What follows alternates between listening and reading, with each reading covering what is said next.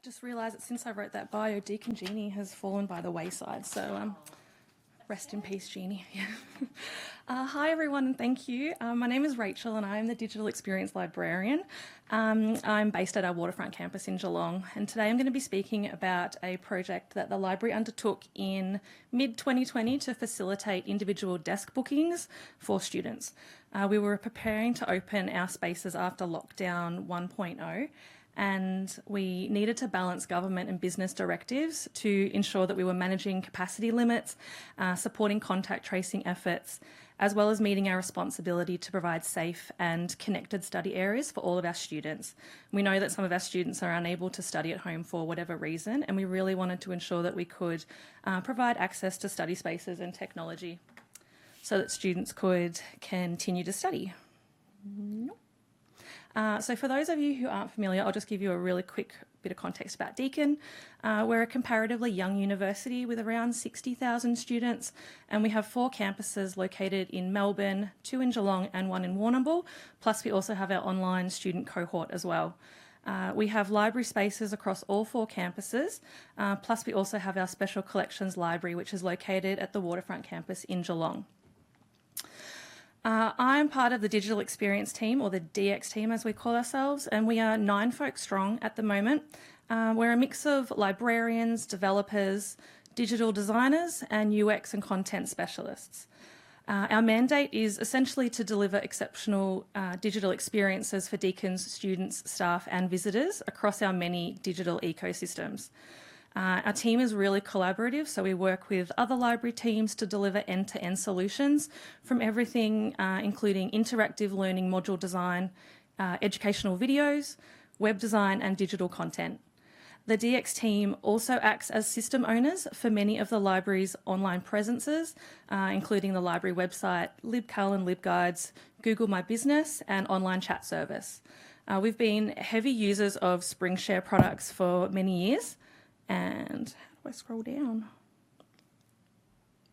The group bookings or spaces module has been in use for some time to facilitate group study rooms and bookings. Thank you. And historically, these spaces have been really popular, particularly at high traffic campuses such as Burwood and Warm Ponds, where students are often hard pressed to find a vacant study space during our contact hours. As system owners of LibCal, we also maintain the system level settings, such as applying consistent look and feel, integrations with the library website and Google My Business, while the client services staff who work across our campus libraries act as the subject matter experts, and they deliver the day-to-day operations, including updating our opening hours, managing available spaces and troubleshooting student booking queries. So the big spicy elephant in the room, COVID. 2020 and the start of the pandemic feels like such a long time ago. Between March and July of 2020, almost all of our staff were working from home and our library spaces were all closed. And in June of that year, with that possible light at lockdown 1.0 tunnel, the DX team was approached by client services managers to assist in deploying a seat or desk booking system across the Burwood, Warm Ponds and Waterfront campus libraries in anticipation of easing COVID-19 restrictions and a return to on-campus learning. Warrnambool is a much quieter space, so at that time it wasn't felt like that was as so important to offer that service. Fortuitously, in 2019, we had actually run a trial of desk bookings at the Waterfront campus in an attempt to address feedback received from students around space availability on campus. Finding suitable and available study spaces on campus had long been a bugbear with students, always evidenced in our in-sync survey responses and anecdotal feedback. The aim of the 2019 project was to offer a small number of desks to be made bookable during staffed hours for a 6-week time frame at the Waterfront campus. We investigated using existing products that were already in use, such as MyPC and LibCal.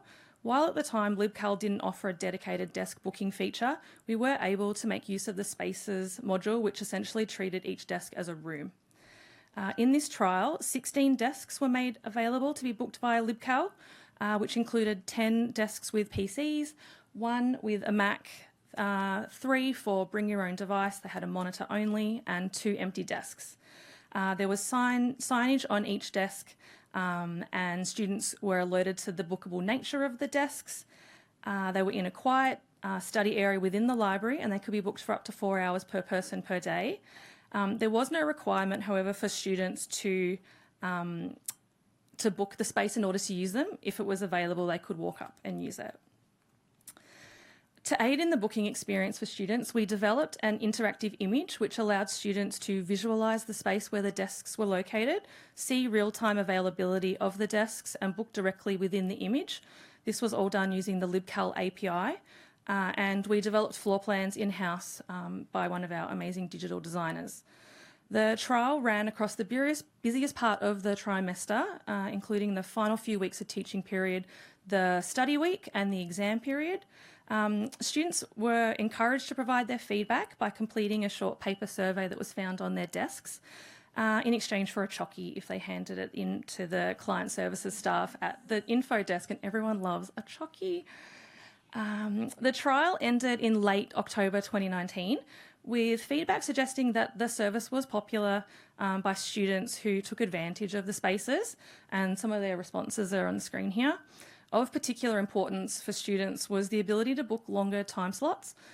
Some poor pets wanted a solid study session of between 8 and 12 hours, plus the availability of PowerPoints and sufficient space so they could really spread out their spaces, spread out their content in their space. So with the memory of the successful trial still fresh in our minds, LibCal was the logical choice to develop a larger scale desk booking service. Given the tight timeframes and the volume of desks that were required, however, the concept was streamlined to exclude any interactive components, such as the clickable floor plans, and instead we relied on LibCal's system-generated interfaces, which students were already familiar with.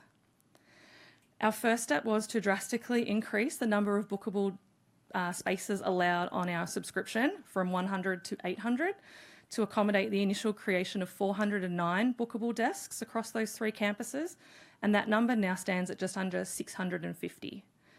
Once that subscription had been secured, the DX team coordinated training with client services staff across the 3 libraries who would be responsible for the data entry, and we also developed supporting work instructions. Each individual desk had to be manually added to LibCal at that time, and that included the info such as the desk's name, location, seating capacity, and any PowerPoint availability or accessibility concerns. The Burwood and Warm Ponds campus libraries are quite large and they're spread across multiple floors, so it was imperative to develop a method of naming and categorising and zoning our desks so that users could easily identify their booked desk upon arrival at the campus library. Due to the display constraints when you view LibCal, particularly on a mobile device, we had to ensure that the names were as concise as possible so that they weren't cut off in the browser. We also developed alphabetical zones to facilitate easier identification of desks across any given level, especially at Burwood, where each floor can have up to 110 bookable desks. So our naming convention followed the pattern shown on screen. How do we scroll down? Is there a way that you can scroll down the notes? Sorry. Thank you. Keeping the desk names short was really important, as you can see here. LibCal also offers the ability to display an image of the bookable space, which we do use for our group study rooms and booths, except with the sheer nature and volume of the bookable desks that we were adding to LibCal, most locations chose not to attach images. It was only the Geelong Waterfront campus that did so, and that was primarily because of the smaller number that they were dealing with. To assist students to more easily wayfind, the DX team developed floor plans for each campus library, showing the desk zones for each floor. The library didn't have current floor plans designs that we could share with our users. So the floor plans were developed from scratch with the explicit purpose of identifying bookable space locations, and they were made available through the library's website and individual LibCal booking pages to assist students. Signage was also placed on each bookable desk with the desk's name and number. We encouraged any walk-up users to book within LibCal. desks that were not bookable due to density requirements were obstructed and their chairs removed, just so we could ensure that we were ensuring social distancing was maintained. The challenges. Our greatest challenge was the lack of a dedicated desk booking system in LibCal at the time. LibCal's Seats module became available just weeks after we went live with our own. Perfect timing. The new feature allows you to put in all of your available desks, and then you can hide or show them based on your current capacity limits for the area. So if you are currently working at a 50% government mandated capacity, it will show every second desk to be booked. A more recent feature from SpringShare also includes the ability to create interactive floor plans to complement your bookable seats. I wonder where they got the idea from. But there is an additional cost for that service. Another challenge was just the sheer complexity of our spaces. For example, the Burwood Library is across 3 floors, and sometimes each level can have different opening hours. This is so that the ground floor level can be opened by security longer than other levels. But this meant that then we couldn't make use of some of LibCal's features where we can sync opening hours and booking hours together. So this created a scenario where opening hours needed to be changed on multiple locations multiple times over. Similarly, the sheer volume of spaces that we had created problems. Dividing our locations up by level, which is called a category in LibCal, helped in chunking up content into slightly more scannable and readable pieces of content. However, when you view them all of the available desks at a particular location, the user is faced with an ever-scrolling list of sometimes hundreds of desks. I have an example that I'm going to show, but I just want to flag that it might trigger anyone with a photosensitivity because it kind of scrolls and flickers a little bit. So as you can see here, it takes me a good 30 seconds to scroll to the bottom of the list on a mobile phone. We also had some constraints with the LibCal default display that we ended up having to create workarounds for on our own library website, but thankfully these have been resolved at the LibCal end. And finally, we found ourselves having to be really reactive, as we often had literal hours before another lockdown took effect. I swear Dan Andrews loved to announce a lockdown at 4 p.m. on a Friday. And given our distributed management model, this meant that staff across all of our locations needed to be swiftly updating their space booking hours, cancelling affected bookings, notifying impacted students, and this was often after hours or on weekends. The process was further complicated by inability to really sync those booking hours with our space opening hours, so we had to do that across multiple locations and multiple floors. Because we're now almost 2 years after we have implemented our desk booking feature, we have the benefit of hindsight and analytics, everyone's favourite. So historically, our book a space web content has been super popular. It's always in the top 5 pages of the library's Google Analytics, and it's constantly identified as a top task that students identify in feedback that we gather in our UX sessions that we hold across our libraries. Prior to the pandemic, it was common for almost all of the library's study rooms and booths to be booked around the clock. So here we are seeing page view analytics for the Book a Space landing page from January to May 2022 in the blue, compared with the same period in 2019 in the orange. Very similar numbers for each year in the high 20s to low 30,000s for that time frame. But we actually see a much sharper peak at the very start of trimester this year compared with 2019.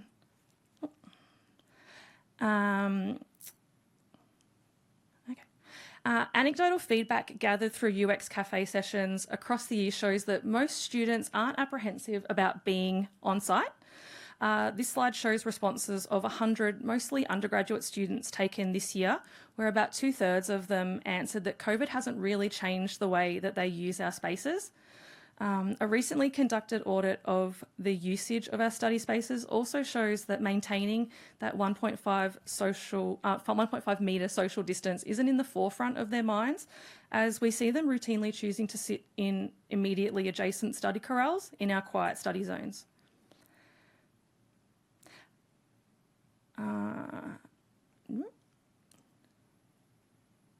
Almost 90% of the students surveyed also responded that they hadn't booked a study space on that particular day. And over 50% reported that they didn't have an issue finding a free space during their visit. And here are some of the responses from the users who didn't book a space on the day that they were surveyed. So what does the data look like for our desks? I'm not going to lie.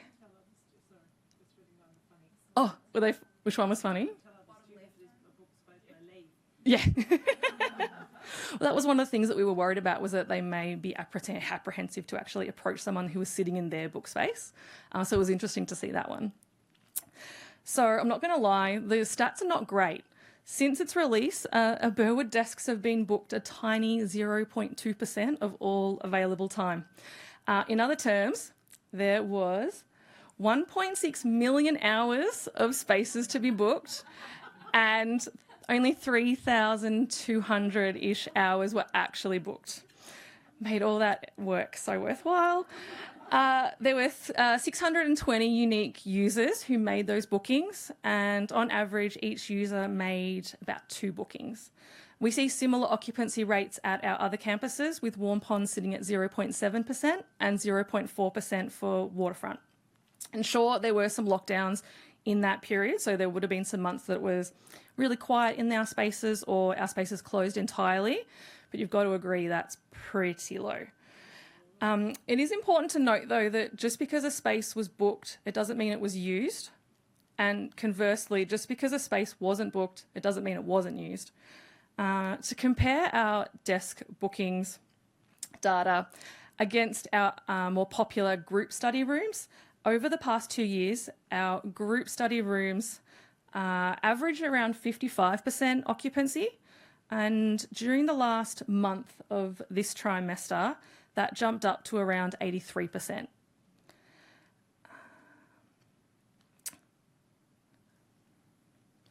What we can see from the desk booking data that we do have is that 9 a.m. to 1 p.m. Monday to Friday, or Monday to Thursday, are consistently the most popular time slots for desk bookings, the same trend that we see in our other bookable spaces. It's hard to say whether this service would have been more popular had the pandemic not occurred.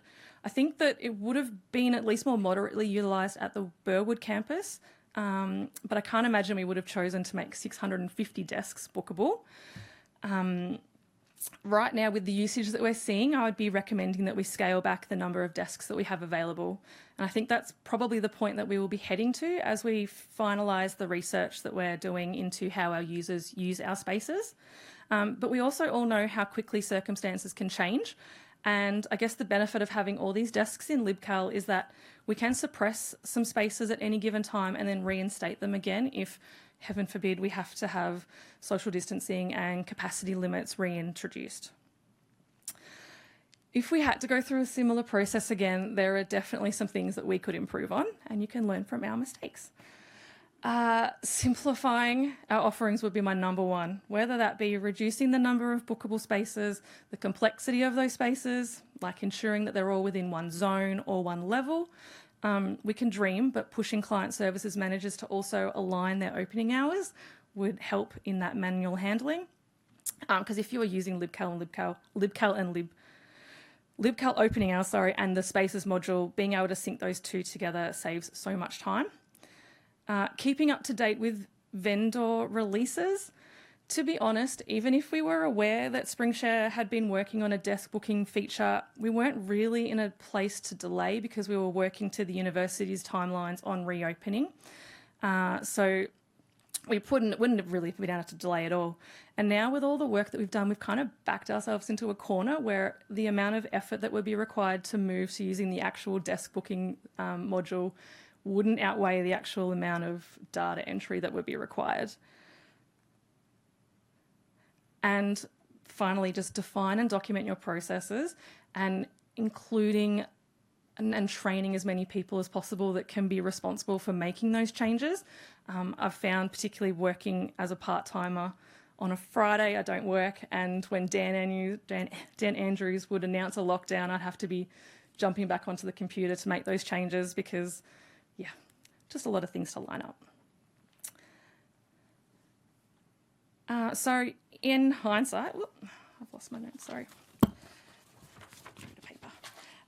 This project really showcased the need to be adaptive to time constraints, to communications, to system limitations and ever-changing government directives.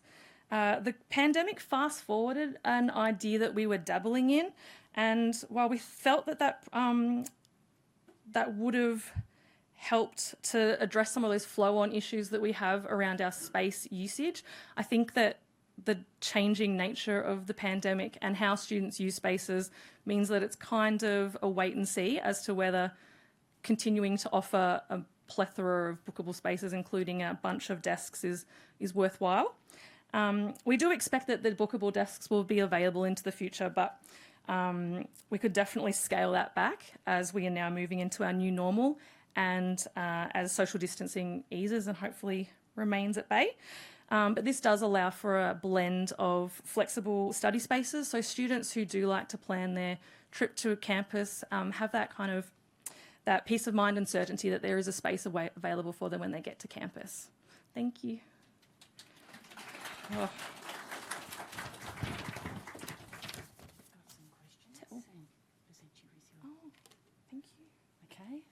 We have a few questions. So did you talk to LibCal about your needs and engage in a dialogue about it, or did they just spontaneously create their seating module? We're constantly feeding back to LibCal on things that we come up against, and it's usually me kind of just fumbling like, why doesn't this do the thing that I expect it to do, and them saying, that's the system. We didn't specifically approach them with the seats booking. Because we had already done the trial, we kind of expected that, we knew that we could implement it in the similar way that we had done with the trial. And now that you look back at the way that they've set up their seats module and having you input all of your seats and then display or hide seats based on capacity limits, we're not really in that space now. Like, we're not having to operate at a 50% or 75% capacity, and inputting 100% of our desks would have been, I can't even imagine. So no, but we do often feed back to LibCal on instances that we discover that don't work to that we feel like is the best, especially for the user experience. And they are pretty receptive. It just takes time for things to flow through their, through their pipeline. Was there a difference in bookings across the different desk types? For example, PC versus monitor versus empty, or popular spots? From the trial, there was a preference for the empty desks. I think students preferred to bring along their own devices if they did have them. But we definitely see a preference for particular study areas where we have desks located in our more quiet zones. And even then that preference is pretty low. That leads to a follow-up. Could you then make it have pick a desk within a zone to simplify? So rather than saying this desk, you say a zone. As a desk within a zone. Yes. Yes, you could. I think the thing that we're seeing now is that the majority of students aren't booking a desk, and I think students are perhaps turned off from booking a desk now because there's 6 other students in that desk, and it's just easier to find another desk that is free as opposed to booking a desk, having that awkward conversation about someone being in your space. We also see that students do want to have like a really solid study session, and they may not want to create a booking for 4 hours and then feel like they have to then leave and find another space to continue their study. They'd rather just find an empty spot and stick with that spot for however long they want to park themselves there. Was there any physical indication on the desk that it had been booked? No physical indication on the desk. The only place that you would actually see if it was booked would be on the LibCal interface where it highlights a particular space as being red and not available. I know that with the room bookings, there is the ability for LibCal to sync into the little panels that you can have on your doors for your study spaces, so it actually will tell you the upcoming bookings, but obviously desks, we can't do that. Yeah. Were there any group booking space stats kept pre-COVID? If so, how do they compare to now? Have students collaborated to use the desk bookings for group study in open spaces? No, we don't really see that happening, but we do see them using the group study rooms. We have a range of group study rooms at all of the campuses, and they were closed mostly during COVID. I think they were used to store chairs that had been taken from other locations. But we do see them kind of pooling their resources. So one student will book for 4 hours and the next student in the group will book for another 4 hours so that they can get like an 8-hour, pretty much just park themselves there all day. But we didn't have anyone kind of, trying to rule the rules with our time constraints. No. And that was it. Oh, thank you. Please thank Amy.